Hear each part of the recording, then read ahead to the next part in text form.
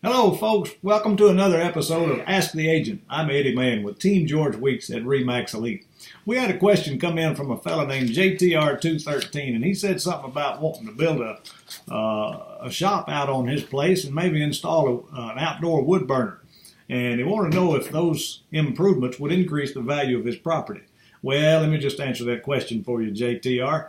If you wanted to build a shop and put an outdoor wood burner out there, you go right ahead. But I don't imagine it's going to bring much value or add much value to the property of your home. You see, when you spend that kind of money, you'll probably get to enjoy it for the next couple of years. But I don't know, there's not a lot of people looking for those types of items in rural settings.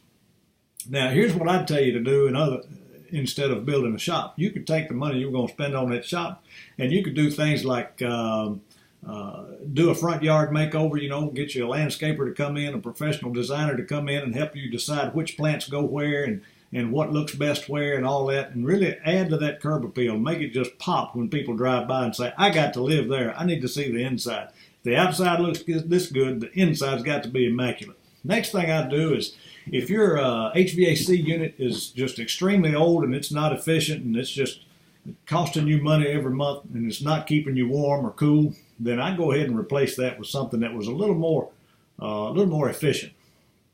Another thing I'd do is I'd get some can lights or some recessed lighting, and I'd put them in places like the master bedroom and the kitchen and maybe the living room.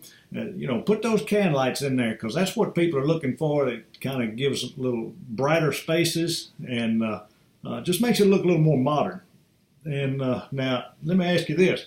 Is your house old? I mean, has it got a lot of age on it? Been around a while? Maybe built in the 70s or early 80s? If you've got paneling on those walls, JTR, you need to go ahead and get that paneling off of there. Let's rip that paneling down, put up some drywall, paint it a neutral color, and you'll be good to go. And what about popcorn on your ceilings? Remember when that was popular? We got to get rid of that. Let's go get you a squirt bottle. Let's wet down that ceiling, get you a great big old wide scraper blade, and let's get that popcorn off the ceiling. Nobody wants popcorn anymore. I can guarantee you that. Be sure you get some plastic and cover all your cabinets and furniture and cover the floors too, so you don't get all that mess all over the floor, because it'll make a mess.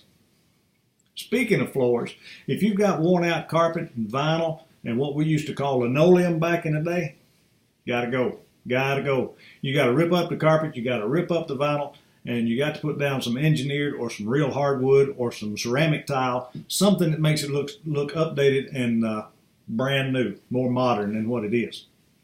Now, let's talk about fixtures and knobs.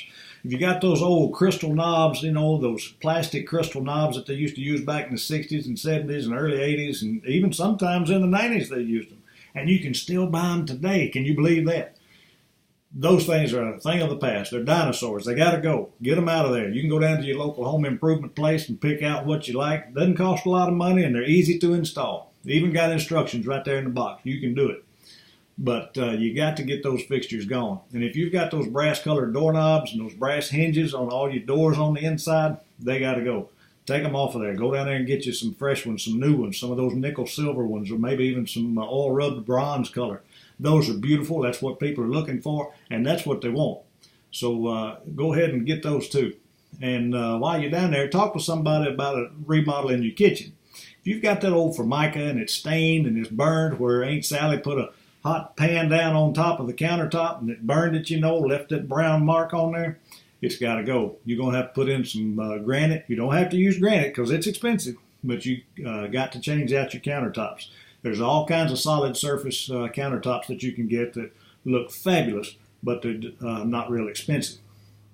Now, if those cabinets need to be changed out, if they're stained, they got grease all over them, they're just worn slap out, you need to go ahead and think about replacing them too. Bottom line, JTR, what I'm trying to tell you is you need to, instead of spending the money on that shop, it's probably going to cost thousands of dollars to build one like you want. So I would not do that, and I would take that money and use it on some of the things that I've already talked about here. Does that make sense? That's what I'd do. So if you have any further questions, you're welcome to give us a call. My name is Eddie Mann. I'm with Team George Weeks at RE/MAX Elite, and our phone number is 629-202-7333. Thank you, JTR, for calling us. I hope that answered your question, and look forward to seeing you next time on Ask the Agent. Make it a great day.